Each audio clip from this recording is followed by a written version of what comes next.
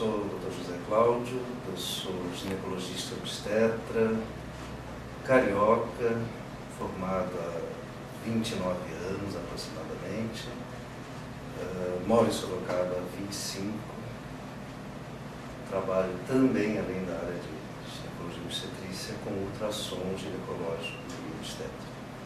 A consulta ginecológica, ela deve ser uma consulta, na verdade, de rotina anual, a não ser, obviamente, quando no pré-natal, que aí tem várias fases.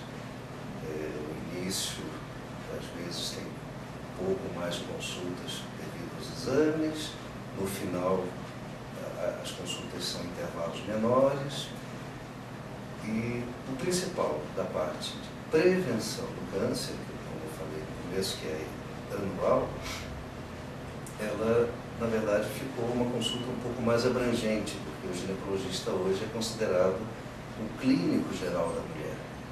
Então, deve ser realmente feito um exame pelo menos anual, e a orientação do ginecologista vai dizer se deve ou não retornar em períodos mais curtos, vai depender também da idade da pessoa, né? E essa consulta, na verdade, não é só para mulheres casadas, também para as meninas, né? Aquelas principalmente que estão para menstruar ou já começaram a menstruar faz pouco tempo, também precisam fazer essa consulta, pelo menos para um acompanhamento. Infelizmente, para alguns pacientes, elas vêm só por causa de algumas queixas, né? Então, seria talvez o corrimento, a queixa mais comum, né? As cólicas menstruais também acompanham bastante o número de queixas que nós temos, né? Mas chegam mesmo até a dificuldades de relacionamento do casal, né? Como eu falei outra vez, o ginecologista acaba sendo o médico clínico da mulher, ele acaba tendo que fazer um apanhado geral, e até mesmo nessa questão psicológica ele também acaba trabalhando, pelo menos tentando iniciar uma avaliação ou um tratamento, né? Hoje se torna muito frequente, muito comum esse acompanhamento psicológico, principalmente nas mulheres que entram no período da menopausa, que é uma faixa muito grande, né? Eu sempre explico para os pacientes que a menopausa, na verdade, é um termo que diz do momento em que houve a parada total da menstruação, mas o período que abrange é muito grande, chega a 10, 15 anos antes, ou seja, em torno de 35 anos aproximadamente. Algumas mulheres já têm sintomas que nós chamamos, na verdade, de climatério.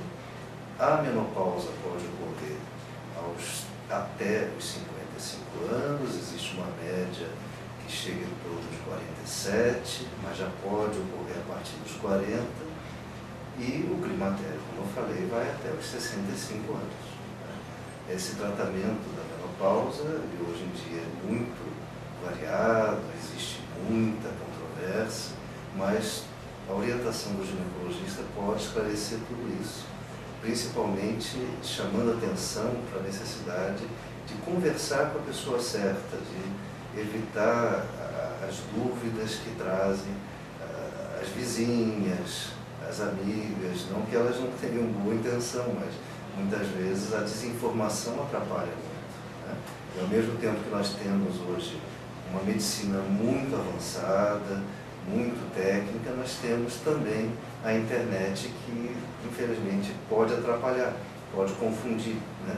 Não sabendo aonde procurar, a mulher pode se confundir.